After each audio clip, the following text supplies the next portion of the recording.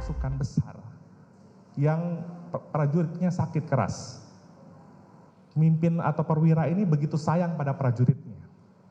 Dan ketika dia mendengar ada kabar seorang guru yang bisa menyembuhkan prajurit ini, dia mendatangi guru tersebut, tapi tanpa membawa prajurit yang sakit.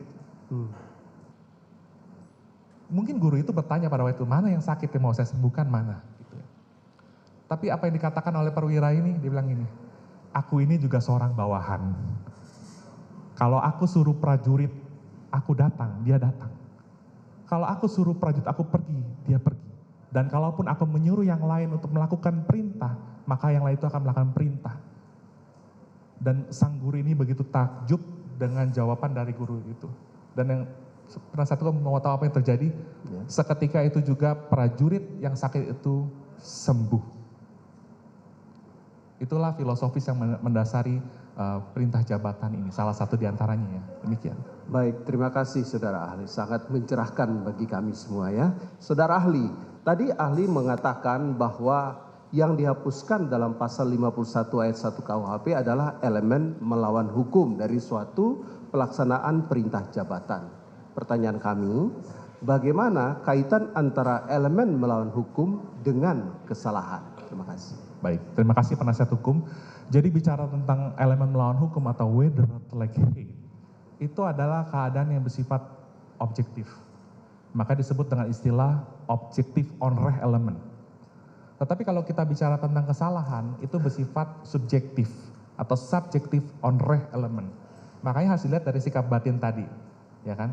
Nah, orang yang melakukan suatu kesalahan, sudah pasti dia melakukan perbuatan melawan hukum. Tetapi orang yang melakukan perbuatan melawan hukum, belum tentu dia memiliki kesalahan. Demikian. Baik, terima kasih saudara ahli. Lalu jika terdapat keraguan-raguan ya dalam melihat apakah seseorang dapat dipertanggungjawabkan ketika ia melakukan suatu perintah jabatan, dalam arti si penerima perintah melaksanakan suatu perintah yang melawan hukum, misalnya menembak seseorang hingga mengakibatkan kematian. Pertanyaan kami, ajaran kesalahan mana dalam hukum pidana yang seharusnya diterapkan? Iya, dalam melihat ajaran kesalahan mana, tadi saya sudah di awal sudah menyampaikan ada ajaran kesalahan psikologis, ada ajaran kesalahan normatif deskriptif. Kalau ajaran kesalahan normatif deskriptif, ketika seseorang memenuhi rumusan delik dan yang dilakukan itu sesuai dengan maksud pembentuk undang-undang dalam merumuskan itu selesai. Makanya disebut dengan normal for trading, kesalahan yuridis tadi. Tetapi kalau ada keraguan-raguan dalam melihat apakah, karena begini penasihat hukum, ketika seorang menggunakan ajaran kesalahan normatif, dia menggunakan ukuran-ukuran normatif untuk melihat apakah seseorang ini bersalah tapi dari luar. Loh, kamu kan seharusnya bisa menghindar, seharusnya bisa mengabaikan, seharusnya bisa menghindari kemungkinan dipidana, tapi nggak pernah melihat bagaimana sikap batin pelaku, yang mana hal ini bisa diwujudkan dengan melihat bagaimana ajaran kesalahan psikologis sebagai implementasi dari hukum pidana modern dan juga yang dilihat dalam KUHP baru sebagai suatu keseimbangan, dader strafre. Jadi hukum pidana melihat antara keseimbangan antara perbuatan dan sikap batin dari si pelaku. Baik, terima kasih saudara ahli.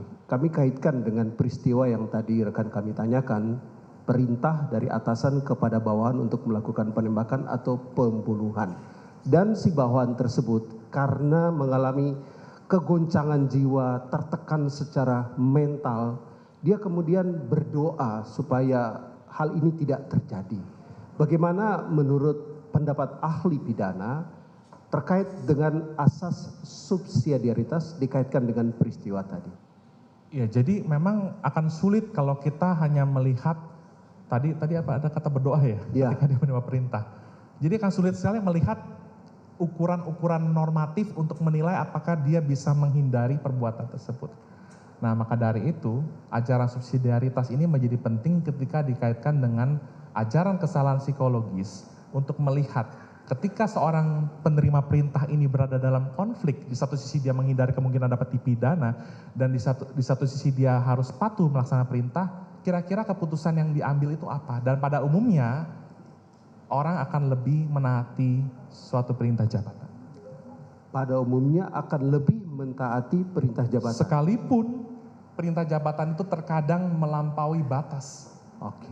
Maka dari itu penting untuk melihat kesalahan pelaku dari sisi psikologi skuld begrip atau kesalahan psikologis. Sekalipun melebihi perintah tetapi berdasarkan penjelasan dari sisi psikologis, seperti itu kondisinya. Terima kasih Saudara Eros. Pertanyaan terakhir dari kami. Pasal 7 ayat 3 Peraturan Kapolri nomor 14 tahun 2011 tentang kode etik profesi Polri menyebutkan bahwa setiap anggota Polri yang berkedudukan sebagai bawahan wajib menolak perintah atasan yang bertentangan dengan norma hukum, norma agama, dan norma kesusilaan. Ya, dalam hal seorang polisi dengan pangkat yang paling rendah tidak melakukan kewajibannya untuk menolak perintah jabatan yang berpangkat tinggi jauh di atasnya. Padahal perintah itu bertentangan dengan norma hukum. Pertanyaan kami, konsekuensi apa yang akan ditanggung oleh bawahan tersebut? Lalu apakah pelanggaran terhadap aturan kode etik tersebut dapat dituntut pertanggungjawaban pidana seperti halnya pelanggaran terhadap KUHP? Mohon penjelasan ahli. Sejujurnya saya belum membaca lengkap isi dari peraturan Kapolri tersebut, tetapi dari sisi peraturan, ini adalah suatu peraturan yang bersifat mengikat atau rehling. Ini bukan keputusan atau besiking. Artinya ini mengikat, tetapi kalau lihat dari tadi, itu adalah sisi peraturan berisi tentang etika disiplin dari suatu profesi atau institusi yang bersifat internal untuk organisatoris dia. Dan ketika seorang bersalah secara etik, dia belum tentu bersalah secara pidana. Baik. Tapi orang yang salah secara pidana, sudah barang tentu dia salah secara etis. Baik. Berarti kesalahan secara etis tentu tidak bisa dikaitkan dan tidak bisa dimintakan pertanggungjawaban pidana. Demikian. Baik. Kesalahan secara etis tidak dapat dimintakan pertanggungjawaban secara pidana. Terima kasih Saudara ahli, biar dilanjutkan oleh rekan saya.